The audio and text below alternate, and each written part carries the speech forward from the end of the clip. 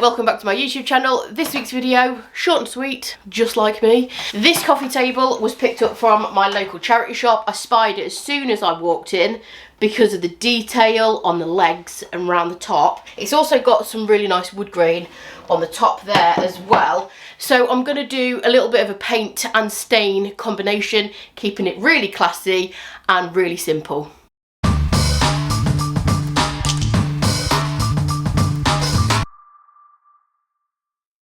Okay, so first things first with this, before I do anything, I want to see if I can take the original finish off this because I want to retain the wood grain on the top and just give it a really simple paint finish on the rest of it. So I've got to take this original finish off because it's not in perfect condition. There's some scratches and some dings. Apart from that, it's in pretty good nick, but I do want to make sure that it looks better than it currently does. It's not looking its best. So I've got to take this original finish off, and there's two options. You can either sand or use chemical stripper. There's not really any right or wrong reason to do either. When I would chemical strip is if there's a lot of detail on a piece, the piece is veneered, or if the finish is super durable and my sander won't break through it. But in all of the circumstances, I will use a sander or try and sand it first. So I'm going to use my sander on this and see if I can get the finish off. But if it turns out that it's going to be really tough and durable, which sometimes these finishes are, sometimes they come off a treat, sometimes they're a bit more stubborn, then I'll resort to chemical stripper. But I'm going to try the sander first. Usually when you're sanding something back to the bare wood, if you are refinishing it, you want to start with a more kind of abrasive grit. That will depend on the finish that's on there. This I knew would be quite tough, so I started out with a 60 grit, and it was kind of doing it. It was just taking a while, and I always get asked, every time my sander features in a video, I always get asked what sander I'm using. So if you want to know more about my sander, I will link a video at the top right hand corner. Now, if you want a little bit more information and details.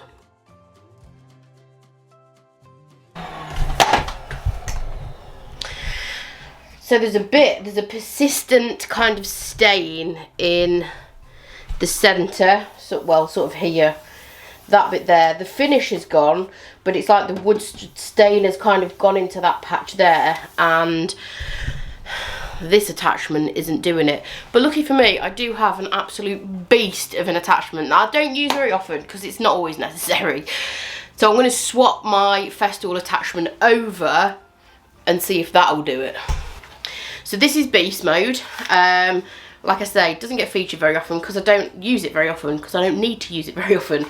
And all you do is take the power cable and the extractor hose off this attachment and plug it onto that one. So as you can see, the shapes of these two sanders are very different. The one that I usually use is rectangular, and this one that I'm putting on is circular. It's an orbital sander. I don't know too much about the technical side of things. All I know is that this orbital one is an absolute beast. If you want to rip through existing finishes and sand back to bare wood, then this one is the one for you. And that's why I'm using it on this particular top. I don't use it a lot because I don't generally need to refinish pieces, because I'd rather be putting paint on them. Just pop Beastie back in a cage for another day, but that's worked. It's evened it all out. It's taken that patch away that was in the centre that was a bit kind of stubborn, and I am going dark with this anyway. I'm not going to stain it light or anything. I'm going to go dark, so it is, darker stains are a little bit more forgiving because it doesn't have to be absolutely perfect. And also, wood isn't all one colour. Obviously this top, oh sorry about that, this top is made up of segments of pieces of wood that are clearly different. It's lighter over here and then it's darker in the middle, and that's just how wood is. So it is tonal. That's the beauty of it. It's not one flat colour. So on to the next step. So as I mentioned, I'm going to paint some of this. I'm going to paint the bottom of it, and then I'm going to restain the top. And I was going to keep it simple, but you know how I like to complicate things, so you'll just have to stay tuned to see how I overcomplicated this one. I gave it a really good clean with Dixie Belle's White Lightning. This is a cleaner that you have to rinse, so once you've cleaned, make sure you rinse with clean warm water. And then I am absolutely not going to sand every inch of that detail on each four legs. No thank you. So I'm going in with Dixie Belle's Bonding Boss. This is an adhesion primer. It's also a stain blocking primer in one, so because I'm dealing with that reddy wood tone, but it is quite a shiny glossy surface, this primer is going to do both things. It's going to block stains. It's also going to make my paint stick, because I'm going to be using silk mineral paint. You do have to scuff sand with silk mineral paint. It will not stick to a shiny surface. So this primer is a must for this situation.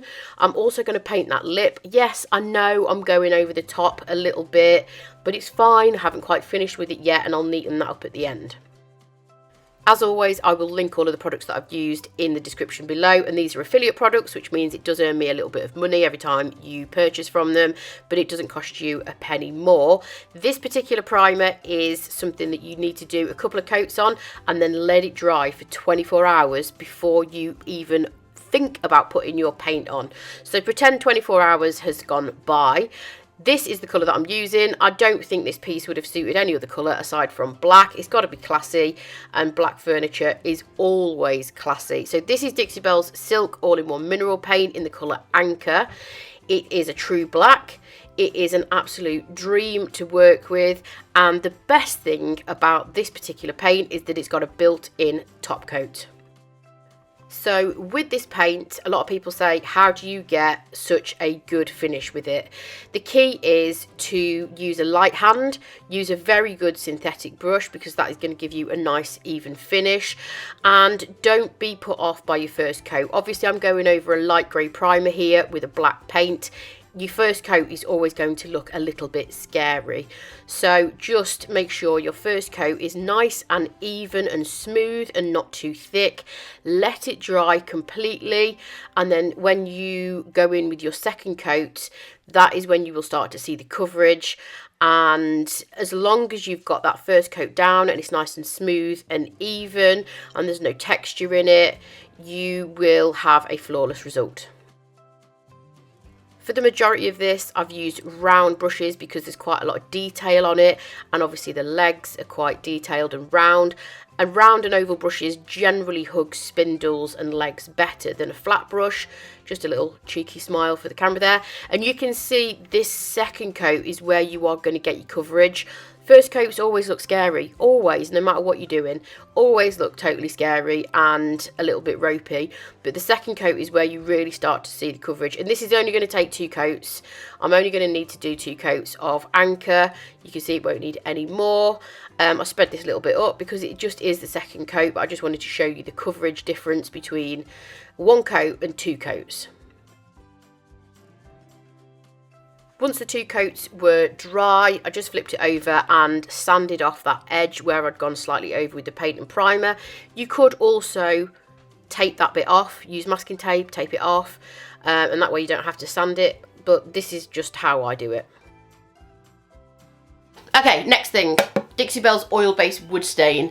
This is the darkest brown shade they do. It's called Espresso, and I'm going to use it to stain the top of this table. I'm just applying this with an applicator pad, and you just basically whack some product on it and then wipe it on the surface in the direction of the grain. And this is just going to help cover those kind of inconsistencies in the finish a little bit. I just normally just rub it on, and you can leave it as thick as you like. Obviously the thicker it is, the longer it's going to take to dry, but I am actually going to put this on in quite a thin even coat. And then on the other side of my applicator pad, which is obviously not had any product on, I'm just going to use it to wipe the excess off the top. So this is only going to be a very thin application. Obviously I've got to be careful that I don't go over the edges, because obviously that's painted and I don't want to put any paint on there, because I'm going to do something with that lip in a second. Okay, wasn't sure if I was going to like what I'm doing now, but I do. So I'll continue for a little bit and see how it looks. So I'm going to put some stripes around the edge of the table, and I'm going to use gold gilding wax because I feel like this piece is kind of regal and classy. So I'm going gold. And if you've ever struggled to paint stripes or stencil, try it with gilding wax, because the consistency is obviously like a wax, but it's very, very pigmented.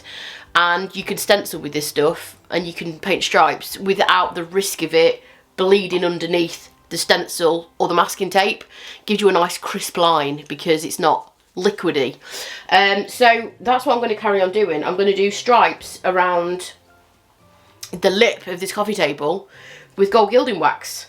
And this is permanent. It's obviously not a paint, it's a wax, and it's oil based and permanent, like I just said. So I would always do this last. So if you've got any top coating to do, water based top coating, a varnish or anything like that, get that out of the way first and then do this last. I've used silk mineral paint, so it doesn't need a top coat. So I'm going straight over the top of silk mineral paint with this. But if you've got chalk mineral paint and you needed to seal it first, do your sealing with your clear coat, your gate hide, whatever, and then use your gilding wax last. Just because water-based products generally don't sit very well over the top of oil-based products, but oil-based products will sit over the top of water-based products. Hope that helps. So I just carried on all the way around the edge. Actually took me quite a long time to do this, and I'm just using a piece of masking tape as my spacer to make sure my stripes are nice and consistent and evenly spaced, and I'm just applying the gold gilding wax with an artist brush.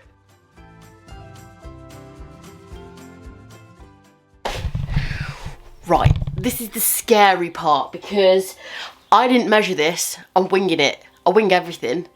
It's just how I roll. I don't know how this is going to end up.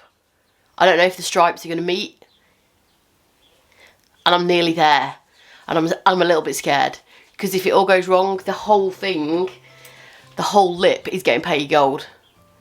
Because I should have measured, but I don't. So let's just see if it marries up.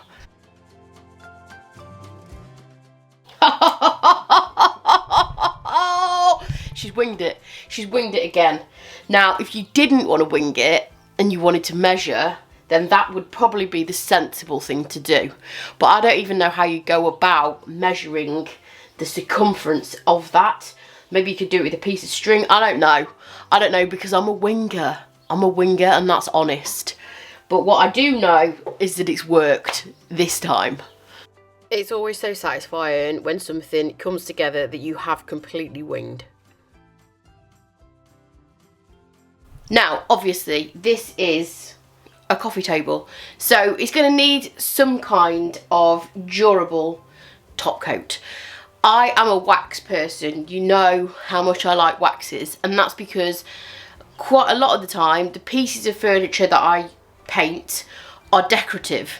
So they're not something that gets heavy traffic like a tabletop or a dresser or a vanity. If they are, I will... That was my washing machine finishing. It's a nice day. I'm going to put washing out on the line. Anyway, so if the piece is going to have more traffic on the top, then I'm going to use the appropriate product. And you've seen me use this combination before. So when I use no paint gel stain on the top, I use Terra Tuff over the top of it because I just find it a winning combination. So this top coat has actually been specially formulated to use with Terra clay paint, which does require quite a specific top coat just because of how the paint works. It's a little bit of a funny one, but I've used this over other things and I love it over no paint gel stain. It's very similar to Gator Hide, very similar. But I just prefer it over Gator Hide. It's just personal preference. So that's what I'm going to do over the top of this. Bearing in mind, this no paint gel stain has been dry for 24 hours. And I only put a thin layer on and then wiped it off. If you applied it thicker or done several coats, you may need to wait longer for it to dry properly before you can top coat. Now, I know what I was saying earlier about oil-based products going over water-based products and vice versa. This is actually one of those times when a water-based product will go over an oil-based product. So no paint gel stain is oil-based, Terra Tuff is a water-based top coat. The most important factor when you are doing this is to ensure that your no paint gel stain is completely dry. Usually, if you've done a thicker application than this, it can take several days for that to dry down completely. So just bear that in mind if you did want to use this combination. The other thing that really helps me with my top coat application is the applicator that I'm using. So this is a Foam and Dandy brush. It's a foam pad with a handle, and I just find it helps me apply my top coats flawlessly. It just gets really good results every time. I use 3 coats in total of Terra Tuff, just so that I had really good durability on the top of this little coffee table. Here's a few close-ups of the finished look. You can see how flawless silk really does get. It's got a beautiful sheen and it just looks absolutely stunning. Thank you for watching the video as always, and I will catch you next time. Bye.